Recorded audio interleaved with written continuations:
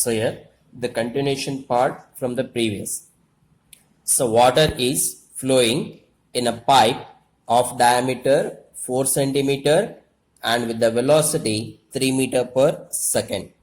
The water then enters into the tube of diameter 2 centimeter. Then what is the velocity in the other pipe?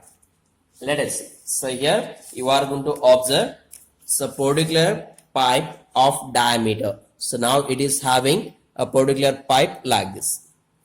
Let us assume this is having a diameter. So we can write the diameter here. D1 is 4 centimeter and the velocity in this one we can say V1 is equal to 3 meter per second. Now the same water enters into the another pipe like this. So this enters into the another pipe like this, where we can observe when enters into the another pipe, it is having a diameter of 2 centimeter. So here this is having a diameter of 2 centimeter. Now we should identify what is the velocity of a fluid in this second pipe or is another section of a pipe here. So now we know as equation of a continuity. So equation of a continuity says that velocity into area that remains always constant at any part of the pipe. It means what does it here? Now if area is larger, whenever we have area is larger, there the velocity decreases. Whenever we have area as lesser, there the velocity increases. So this is the meaning. It means it will always keep the constant value. The product of area as well as velocity remains constant. So that's what we can write. V2 is equal to A1 into V1 divided by A2. In that one, area can be taken in terms of pi d1 square divided by 4 into V1 divided by pi d2 square divided by 4 into, so this is V2. So here pi by 4 cancel. This implies a V2 is equal to, so V2 is equal to a d1 divided by a d2 whole square into V1. Now d1 value is 4 here and divided by 2 square into V1 is 3.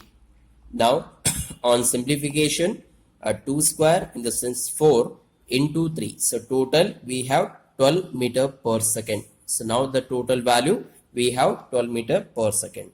So that the option is third. Next, question number 12. So in the question number 12, if two identical mercury drops combined to form a single drop, then what about the temperature? So now for the question number 12, so here the condition is given like this. So here two identical mercury drops. So let us assume this is what we can say mercury drop A and this is mercury drop B here. Now, so these two are made of identical. Next, they are combined to form a single drop like this. So they are combined to form a single drop like this. If it is combined to form a single drop like this, what should we need to identify? So what about the temperature? Let us assume object A is having a surface energy given by SA. Next, so object B or its a second rock having a surface energy given by SB. Now, so if I combine SA plus SB, let us assume you are combining a two object surface energy. Now let us assume this is a S dash where we observe surface energy of a single drop. So S dash is a surface energy of a single drop here. Now, so if we observe theoretically, what happens? SA plus SB, surface energy of first ball and the second one is not equals to S dash exactly. So here we are going to observe the combination of these two molecules surface energy is always going to become greater than individual object molecule surface energy. So that's what here we are going to observe excess amount of a surface energy. Whenever we have excess amount of a surface energy, that always makes in the increase in the amount of temperature. So this is what happens when we observe two molecules are combined together. Next, question number 13. What makes the cloud float in water? Sorry, float in air. So now what makes the cloud float in water? Any object, remember, whenever if I consider object A, its density rho A, and whenever we consider object B, its density is rho B. Now, so if rho A is lesser than rho B, so whenever we observe object A is having lesser amount of density than the second object, object 1. So object 1 always makes what here? Floating. Suppose if we have rho A greater than rho B, so that object A is having the property that can be considered sink in the object B.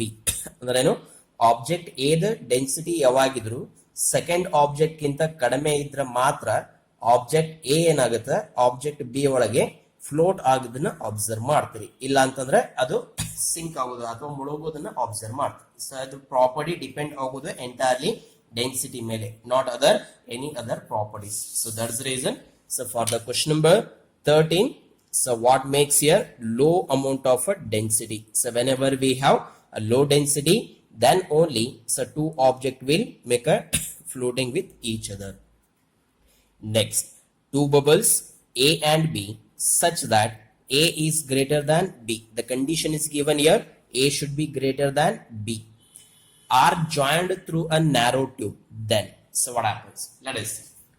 So for the question number 14, so we have the explanation like this.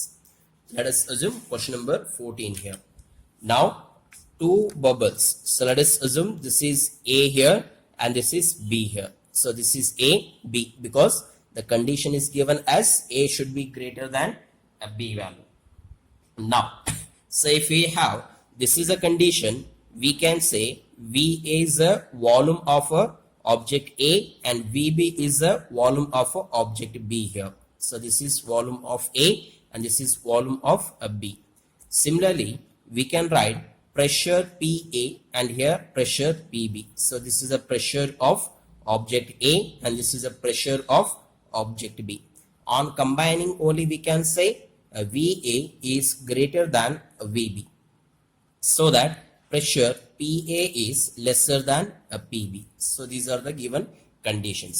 Now what happens? These two are combined through a particular narrow tube like this. So let us assume this is a narrow tube and where we make a combination. If it is combined, what happens here?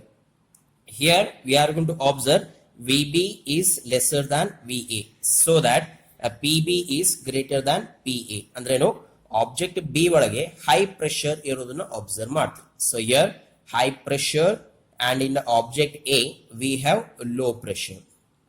So that from the high pressure into the low pressure the molecule started to move. So if it is moving like this, again it makes expansion like this. ಮತ್ತು ಏನಾಗ್ತಾ ಹೋಗುತ್ತೆ, size A increase ಆಗ್ತಾ ಹೋಗುತ್ತೆ. Reason ಏನಂತಂದ್ರೆ high pressure ದಿಂದ low pressure ಗೆ ಅಲ್ಲಿ ನೀವು ಪ್ರೆಷರ್ ಎಕ್ಸ್ಚೇಂಜ್ ಆಗ್ತಾ ಹೋದಂಗೆ ಪ್ರೆಷರ್ ಏನಾಗ್ತಾ ಹೋಗುತ್ತೆ, ಇನ್ನ ಡಿಕ್ರೀಸ್ ಆಗುತ್ತೆ, ವಾಲ್ಯೂಮ್ ಇನ್ನ ಇನ್ಕ್ರೀಸ್ ಆಗ್ತಾ ಹೋಗಿದ್ದನ್ನು ಅಬ್ಸರ್ವ್ ಮಾಡ್ತೀವಿ. So that's the reason. So in the question number 14 the size of A will increase here. Next, in the question number 15, 8 mercury drops collides to form one mercury drop. The energy changes by a factor. So what amount of energy is going to change there? Let us see. So in order to identify what amount of energy changes, we are going to identify the formula corresponding to the energy. So when we observe the formula, there we are going to observe. So this is the question number 15 here. So when we have the energy that is given by E is equal to 4 pi R raised to 2 by 3 into T value.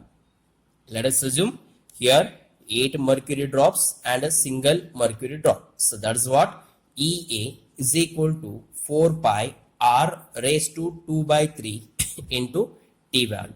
Now EB is equal to 4 pi R raised to 2 by 3 into T value. Now we will make the ratio here EA divided by EB is equal to 4 pi R raised to 2 by 3 into T again divided by 4 pi R raised to 2 by 3 into T here. So these two will get cancelled and these two will get cancelled here. Now EA divided by EB is equal to R divided by a small r raised to 2 by 3. Now the number of molecules we have taken 8 divided by 1 raised to 2 by 3. This implies 2 cube divided by 1 raised to 2 by 3. So 3 get cancelled here. 2 square in the sense we observe as a 4. So for question number 15 we have the option is C. So that's what answer is 4 here. Next, a capillary tube made of glass dipped into the mercury. So we know already what is the shape of a mercury capillary tube here. So this is a capillary tube, already we know this. Now this is dipped into the mercury levels like this. So in this container we have taken the mercury and in this one we are going to immerse this capillary tube like this. Now if it is immersed like this, what happens? Here the high pressure and here the low pressure generated. So due to difference in the pressure, what happens? This mercury descends in the capillary tube. So because within the capillary tube high amount of pressure and in the mercury, so we have low amount of the pressure. Next, question number 17. With increase in temperature, the surface energy of the liquid gradually. So we already know the relation between surface tension and the temperature. So these two are inversely proportional to each other. So this is one of the important quantity here. So when we observe, so surface tension and the temperature, so these two are inversely proportional to each other. So that is the reason if increase in the temperature, there should be decrease in the surface tension. So this is a relation surface tension as well as a temperature. So this completes our fluids chapter MCQs. Thank you.